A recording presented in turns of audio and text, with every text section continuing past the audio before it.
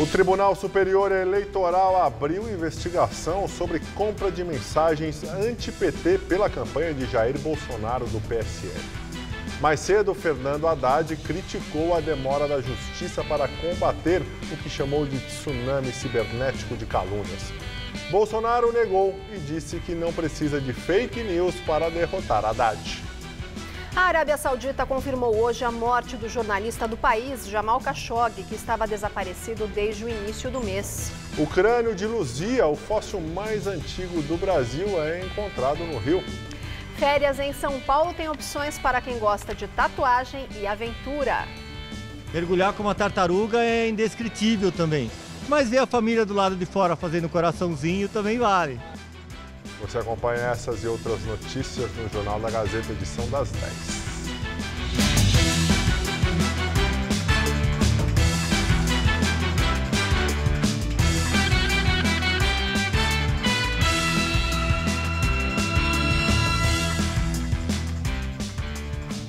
Boa noite. Olá, boa noite. Fernando Haddad, do PT, criticou a demora da Justiça para combater o que chamou de tsunami cibernético de calúnias espalhadas por Bolsonaro na internet e voltou a cobrar a presença do adversário em debates. Fernando Haddad passou o dia no Rio de Janeiro. Neste segundo turno, é a segunda vez que o petista faz campanha fora de São Paulo. Na semana passada, foi até Brasília se reunir com a cúpula da Igreja Católica. Haddad estava sendo cobrado por aliados a fazer eventos públicos fora da capital paulista. Nos próximos dias, visitará alguns estados do Nordeste. Na região, ele venceu o adversário. Haddad criticou a demora da Justiça Eleitoral na investigação sobre a suposta compra de mensagens de WhatsApp. O que aconteceu no final do primeiro turno é muito grave, já é muito grave. Não pelo fato da campanha presidencial ter sido influenciada, mas muitos parlamentares, o novo Congresso, uma parte do novo Congresso foi eleito com base nessa emissão de mensagens em massa. Infelizmente, é uma justiça analógica para um crime que não é analógico, que é digital. Esse é o problema. Fernando Haddad voltou a cobrar a presença de Bolsonaro nos debates e chamou o adversário de covarde. O petista disse que não sabe exatamente contra quem está disputando a eleição presidencial e que os debates deveriam discutir projetos para o país. Ele simplesmente não se apresenta. Não é possível ele participar de um debate aqui para tratar de assuntos tão caros à nacionalidade. Se comprometer ou não com questões tão objetivas quanto essa. Se a PEC do teto vai ser revista, se a reforma trabalhista vai ser revista. Ele não é capaz de ir a público se comprometer nem com a manutenção, nem com a revogação. E quando perguntado em sabatinas ou entrevistas, ele delega para o posto Ipiranga, que é o Paulo Guedes, que também não responde sobre os fatos, porque a todo momento ele próprio é desmentido pelo candidato. Sobre as pesquisas eleitorais que mostram ampla vantagem de Bolsonaro, Haddad afirmou que a virada é possível. O petista classificou como arrogância a declaração do rival de que ele já está com a mão na faixa presidencial. Jair Bolsonaro, do PSL, disse que não precisa de fake news para derrotar Haddad. Hoje o candidato não teve agenda pública. Ele passou o dia em sua casa na Barra da Tijuca, zona oeste do Rio de Janeiro. Bolsonaro recebeu a visita de alguns aliados. Ontem ele passou por uma nova avaliação médica. Exames de imagem e laboratoriais se mostraram estáveis. No entanto, ele precisa de suporte nutricional e fisioterapia. Os médicos disseram ainda que a colostomia, a bolsa ligada ao corpo do candidato, permanece com um fator limitante relativo. A Rádio Folha de Pernambuco hoje reafirmou que não se sente em condições físicas para participar de debates e aproveitou para criticar Haddad. Perdi 15 quilos nos dias subsequentes a isso, então foi algo sério. A decisão médica ontem, eu estou liberado com restrição, eu posso ter uma recaída. Se tiver recaída, eu volto para o hospital, posso ter complicações. Por que eu quero correr o risco? Para enfrentar Se eu fosse enfrentar o verdadeiro candidato, eu podia até pensar, eu vou enfrentar o genérico, que é o Haddad. A rádio, ele defendeu que o seu partido, o PSL, não fique com a presidência da Câmara dos Deputados. A legenda conseguiu eleger a segunda maior bancada, com 52 parlamentares. Bolsonaro disse que o PSL deve buscar a formação de uma base. E, para isso, a Câmara deve ser presidida por alguém de outro partido. O candidato negou que esteja conversando com o Rodrigo Maia, do DEM, sobre este assunto. Bolsonaro também voltou a negar a divulgação de fake news contra Haddad. Eu não preciso de fake news para atingir o Haddad. Com verdade, nós desmontamos o Haddad. Não existe. Tá? Diz, inclusive, que em almoços com empresários, jantares com empresários, desde dia 6 de setembro, quando eu vi aquela facada lá em Juiz de Fora, ou fiquei quase 30 dias dentro do hospital e depois dentro de casa. Não jantei com ninguém, nem almocei fora de casa. Não existe isso. Então essa mentira que a Folha pregou serviu de pretexto para o PT de Haddad, né, juntamente com o pessoal do PDT, ir no TSE e apresentar uma xerox do jornal Folha de São Paulo para que o TSE me investigue. Estão apavorados com a realidade da política brasileira que mudou. O povo não acredita mais em mentiras. O Tribunal Superior Eleitoral abriu processo hoje contra a campanha do candidato Jair Bolsonaro do PSL, acusada de ser favorecida ilegalmente por empresas que enviam mensagens em massa contra o PT pelo celular. Segundo denúncia publicada pelo jornal Folha de São Paulo ontem, o serviço teria sido pago irregularmente com dinheiro de empresários que apoiam Bolsonaro. O WhatsApp baniu hoje as contas vinculadas às empresas acusadas no caso.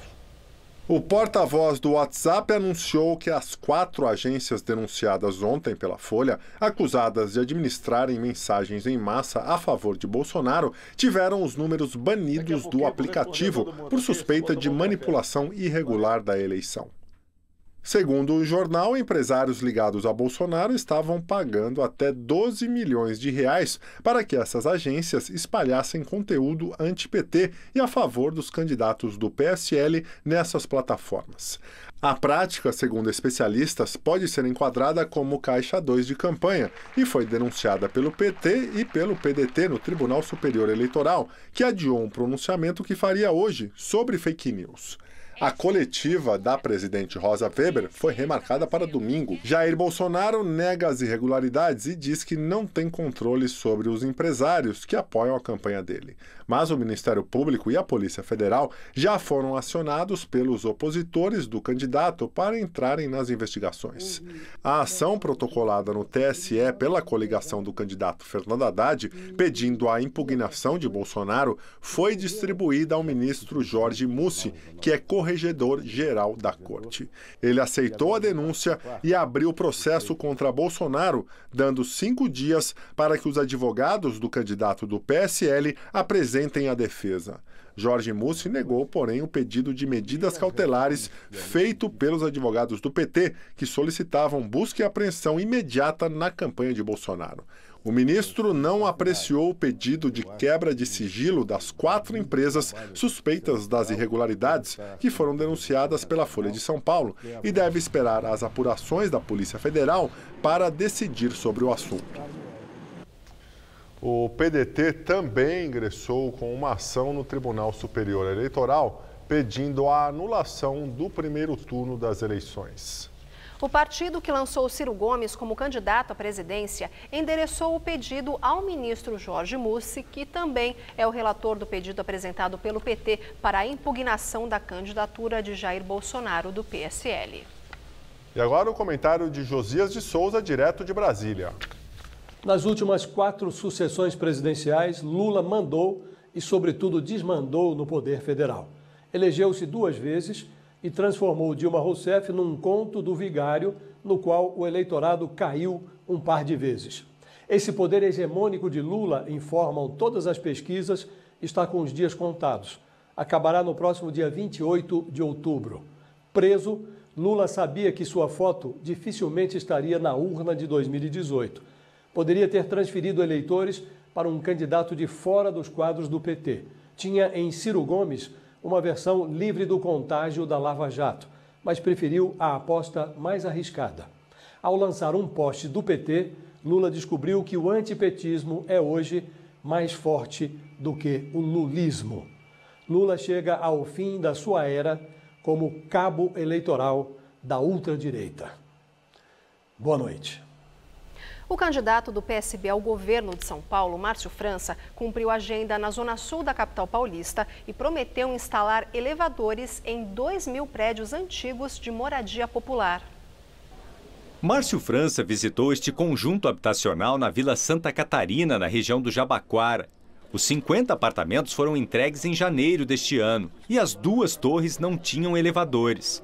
Em agosto, os equipamentos foram instalados num projeto piloto do governo do estado. O governador de São Paulo e candidato à reeleição pelo PSB disse que a medida vai ajudar na locomoção e acessibilidade dos moradores. A meta inicial é instalar os elevadores em 200 edifícios de moradia popular no estado.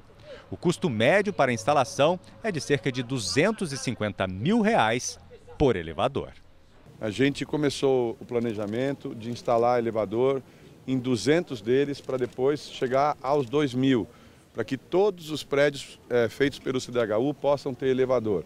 Serão custeados pelo próprio governo. Isso dá uma tremenda diferença na qualidade de vida. Você ter que subir 5 andares com compra, 5 andares com carrinho bebê. França disse que as novas unidades habitacionais que forem feitas pelo governo já vão ter elevadores. O candidato foi questionado sobre as inaugurações e visitas que vem fazendo em obras e equipamentos do governo do estado.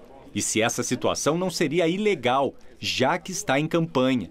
França assumiu o cargo em abril, quando Geraldo Alckmin, do PSDB, deixou o governo para disputar a presidência. A legislação me permite ser governador no exercício do cargo e ser candidato à reeleição. Eu estou aqui hoje vistoriando uma obra que eu mesmo dei início e vistoriando se ela está funcionando. Eu acho que é minha obrigação. O candidato do PSDB ao governo de São Paulo, João Dória, teve compromissos em emissoras de TV e do interior do estado. João Dória participou de um debate numa emissora de TV. Enquanto isso, a Justiça autorizou busca e apreensão em mais de 14 endereços na capital e interior de São Paulo para a apreensão de material irregular da campanha do candidato do PSDB. A decisão acatou representação do seu adversário, que acusava a campanha de João Dória de usar material sem o número do CNPJ, o que é proibido pela legislação eleitoral. Os integrantes da campanha de João Dória afirmaram em nota que durante a semana foi detectado que em uma pequena quantidade de impressos não havia menção de CNPJ e que a distribuição desse lote foi suspensa. Ainda segundo a nota, o material ficou retido na sede do Comitê Eleitoral.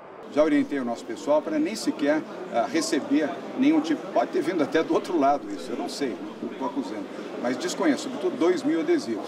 E nós temos que cumprir as regras e cumprir o direito. Já orientei ao comando da nossa campanha para ter muito cuidado com isso, não aceitar a entrega de nenhum pacote, seja feito por um lado ou pelo outro, mesmo que de apoiadores. Verifique, identifique para seguirmos todas as regras direitinho. No final da tarde, João Dória fez campanha no município de Campinas, interior do estado, para falar sobre as propostas de desenvolvimento econômico na região. O Supremo Tribunal Federal autorizou a abertura de um novo inquérito sobre o deputado federal Paulinho da Força, presidente do Solidariedade. O ministro do Supremo, Marco Aurélio Mello, aceitou o pedido da Procuradoria-Geral da República. Paulinho da Força é acusado de comprar de sindicatos listas de pessoas demitidas para que sejam estimuladas a abrir ações trabalhistas contra seus ex-empregadores. Segundo a denúncia, escritórios de advocacia pagavam cerca de R$100 mil por mês a sindicatos para obter listas de associados que foram mandados embora, o que é proibido por lei. O deputado federal, que este ano foi reeleito, seria o intermediário entre as entidades sindicais, das quais tinha influência, e os advogados. O STF deu 15 dias para o político se manifestar. Paulinho da Força já é alvo de outros 2 inquéritos em tramitação na corte. Em um, é investigado por corrupção passiva. 2 ex-executivos da Odebrecht alegam que pagaram R$1 milhão via Caixa 2 para a campanha do deputado em 2014. No outro foi denunciado por organização criminosa, supostamente por participar de um esquema de venda de cartas sindicais necessárias para os registros destas entidades. Ele nega as acusações. Após divulgação sobre negociações para acordo de leniência, a empresa BRF, dona das marcas Perdigão e Sadia, reafirma estar colaborando nas operações que investigam fraude em laudos sanitários e propina a fiscais do Ministério da Agricultura. A declaração da BRF aconteceu em resposta ao pedido da Comissão de Valores Imobiliários para esclarecer supostas negociações de acordo de leniência com o Ministério Público Federal e a Controladoria Geral da União. Segundo a empresa, estão sendo mantidos diálogos claros com as autoridades responsáveis pelas investigações das operações da Polícia Federal, Carne Fraca e Trapaça, a fim de esclarecer todos os fatos relacionados à fraude e pagamento de propina em troca de vantagens no mercado de carnes. A empresa também afirmou que mantém avaliações feitas por um comitê independente de investigação para fortalecer a cooperação com as autoridades e aprimorar processos internos, assim como padrões de integridade. Vieram à tona ontem as negociações para o acordo de leniência encabeçado por Pedro Parente, presidente da BRF, que busca detalhar esquema com fiscais do Ministério da Agricultura. No começo da semana, o empresário Abílio Diniz, ex-presidente do Conselho de Administração, e Pedro Andrade de Faria, ex-diretor global da companhia, foram indiciados pela Polícia Federal por organização criminosa. O ex-deputado federal pelo PT, André Vargas, preso na Operação Lava Jato, foi solto hoje. A decisão é da juíza Luciane de Lourdes Tesseroli Maronese, de Curitiba. Vargas foi preso na 11ª fase da Lava Jato em abril de 2015 e estava no Complexo Médico Penal em Pinhais, na região metropolitana de Curitiba. Em sua delação premiada, o executivo Ricardo Saldi, da JBS, disse que repassou clandestinamente dinheiro para partidos políticos que apoiaram a chapa de Dilma Rousseff e Michel Temer nas eleições de 2014. Segundo reportagem da revista Veja, o executivo usou mais de 100 escritórios de advocacia como intermediários, que emitiram notas fiscais frias para simular uma prestação de serviços. Apenas para o PROS, partido que apoia o candidato Fernando Haddad, do PT, foram entregues 10 milhões de reais, de acordo com a revista. Um dos escritórios usados para lavar o dinheiro ilegal foi do advogado João Leite, um dos fundadores do PROS, que confirmou o esquema para a Veja. Ele afirma que mais de 17 milhões de reais foram transferidos para a campanha de Eurípides Júnior, presidente do PROS, que não declarou a quantia ao TSE. Eurípides Júnior está foragido, acusado de envolvimento num esquema de corrupção no Pará e em Brasília. Pesquisadores encontraram o crânio de Luzia, o fóssil mais antigo do Brasil, o fóssil humano mais antigo do Brasil, que tinha desaparecido nos escombros no incêndio do Museu Nacional no Rio. 80% do crânio já foi identificado, como a parte frontal e uma parte lateral. Também foram encontrados o fragmento de um fêmur que pertencia ao fóssil e uma parte da caixa onde o crânio de Luzia ficava. A montagem dos fragmentos ainda não começou a ser feita. O crânio de Luzia foi encontrado em 1970 na região de Lagoa Santa, em Minas Gerais, e seria o fóssil mais antigo das Américas, com data relativa entre 11.000 e 11.500 anos. Seu descobrimento mudou a teoria do povoamento do continente americano. O incêndio de grandes proporções no Museu Nacional, no Rio de Janeiro, aconteceu no dia 2 de setembro. O Palácio de 200 anos abrigava cerca de 20 milhões de itens, sendo o quinto maior acervo do mundo. A Polícia Federal investiga o que provocou o fogo. Agora os destaques internacionais. O presidente Donald Trump ameaça fechar a fronteira dos Estados Unidos com o México caso o governo não contenha a caravana de imigrantes que segue para o país. Milhares de imigrantes de Honduras e de El Salvador tomaram os abrigos e praças da cidade guatemalteca de Tecum-Umã, próxima à fronteira com o México. Trump ameaçou cortar a assistência financeira a esses países caso os governos permitam que esses grupos, que buscam entrar nos Estados Unidos para escapar da pobreza e da violência na América Central, cruzem suas fronteiras a caminho dos Estados Unidos. Uma reportagem do jornal The Washington Post revelou que o número de famílias que entraram ilegalmente nos Estados Unidos nos 3 meses após a decisão de Trump de suspender a separação de pais e filhos na fronteira bateu recorde. Mais de 16 mil pessoas foram detidas em setembro, alta de 80% em relação a julho, quando Trump anunciou o endurecimento da polícia de imigração. A situação ainda estaria levando o presidente a reconsiderar a volta de um regime de separação de famílias, que ele acredita ter sido o único método eficaz para conter o fluxo de ilegais. A Arábia Saudita confirmou agora à noite a morte do jornalista do país Jamal Khashoggi, que estava desaparecido desde o início do mês. Na versão do governo, uma briga entre Khashoggi e pessoas que o atenderam no consulado levou à sua morte. 19 pessoas ligadas ao caso foram presas. O governo saudita afirmou que vai colaborar com as investigações que seguem em curso, lideradas pela Turquia. O governo turco reforçou que vai continuar com a investigação de forma independente e que qualquer colaboração externa, como de agências de inteligência dos Estados Unidos, está afastada. Segundo a imprensa turca, áudios divulgados depois do desaparecimento do jornalista saudita exilado nos Estados Unidos comprovariam que Khashoggi foi torturado e morto dentro do consulado saudita em Istambul. Um duro crítico à monarquia de seu país, Khashoggi entrou no consulado no último dia 2 para tirar um documento e não saiu mais. E a seguir, programação para o fim de semana. Feiras em São Paulo reúnem novidades para quem gosta de tatuagem e aventura. Torcedor, neste domingo entre em campo com o Mesa Redonda e confira lance a lance a luta pela liderança no Brasileirão. Eu quero o meu Corinthians de volta. As projeções para as semifinais na Libertadores. Uma entrevista exclusiva com o meio-campista Moisés e a estreia de Celso Cardoso no Mesa Redonda, neste domingo, 9 da noite. Calma, porque eu... Não dá pra ter calma, Flávio. Oferecimento Lux Color.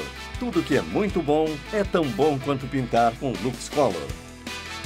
Rede Pit Stop, a sua rede de peças e serviços no Brasil.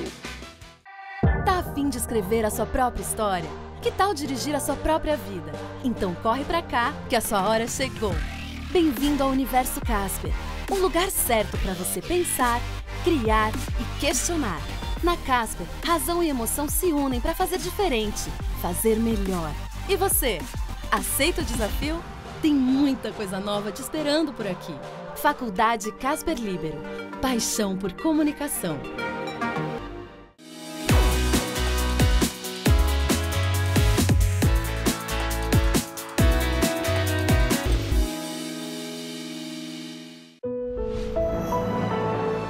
Embora os índices de São Paulo sejam os melhores do Brasil, as pessoas não se sentem seguras.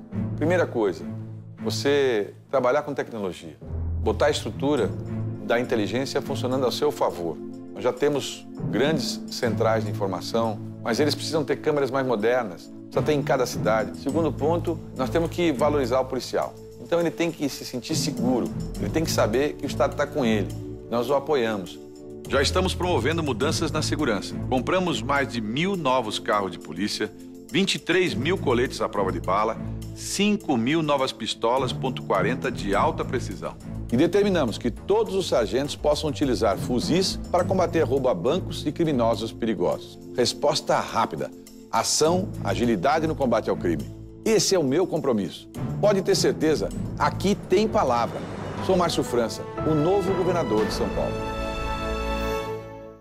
Por que será que muitos jovens estão buscando referências em gerações anteriores?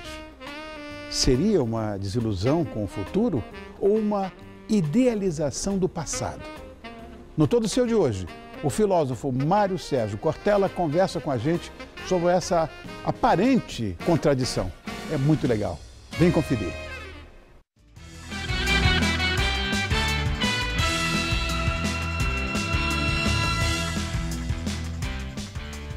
Nesse fim de semana tem opções de lazer para quem gosta de aventura ou de desenhos corporais. As feiras Tattoo Week e Adventure Sports começaram hoje no São Paulo Expo, na Rodovia dos Imigrantes.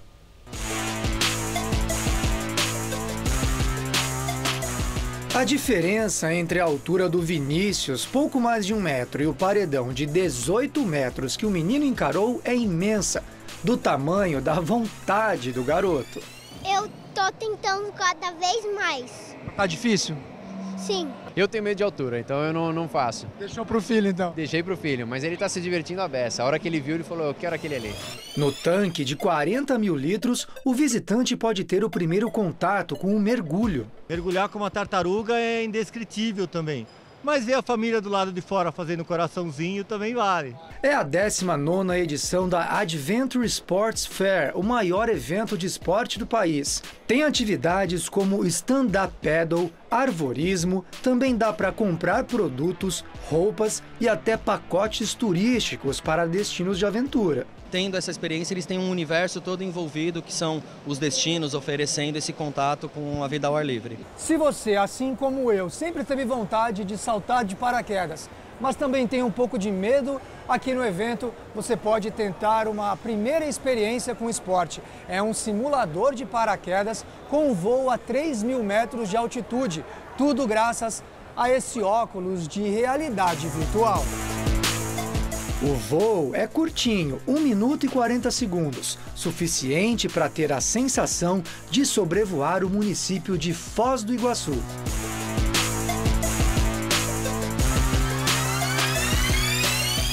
Quer algo mais radical? Tem, e no mesmo endereço, é a Tattoo Week. O Fábio veio cobrir as costas com uma frase da Bíblia. Então nós vamos fazer um trecho do Salmo 91, 1000 cairão, mas eu não serei atingido. E se tem gente que ainda não fez tatuagem por medo, o que dizer da Thaís? Além de toda tatuada, ela veio pro evento com uma jiboia da Amazônia enrolada no corpo. Muita gente ainda tem medo de fazer tatuagem e muito medo ainda de cobra, que a gente chega perto, eles meio que têm receio de chegar. A feira também abre espaço para a solidariedade. Pessoas que tiveram câncer podem aqui, de graça, redesenhar mamilos e sobrancelhas. Para a gente se sentir mais bonita, a nossa autoestima mais elevada, né? Parece que agora você já tá igual a todo mundo.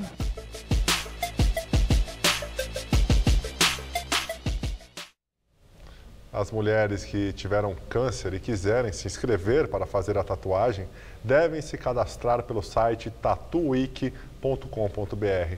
A feira vai até domingo no São Paulo Expo, do meio-dia às 8 da noite. Os ingressos vão de R$ 25,00 a meia entrada a R$ 800,00. A Adventure Sports Fair também vai até domingo, das 10 da manhã às 8 da noite. Os ingressos custam R$ 35,00, com meia entrada por R$ 17,50.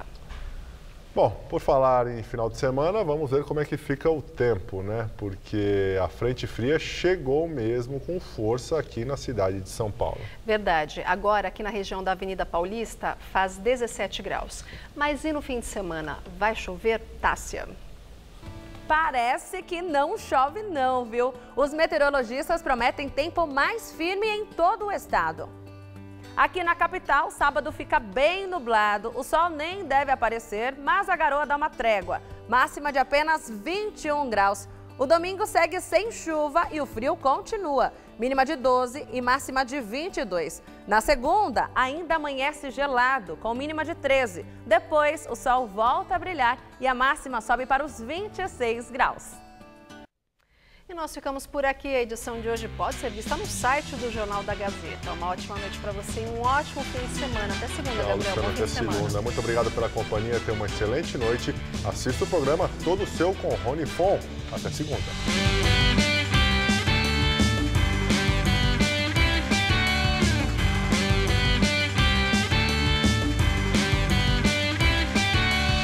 Neste domingo, 9 da noite, no Mesa Redonda.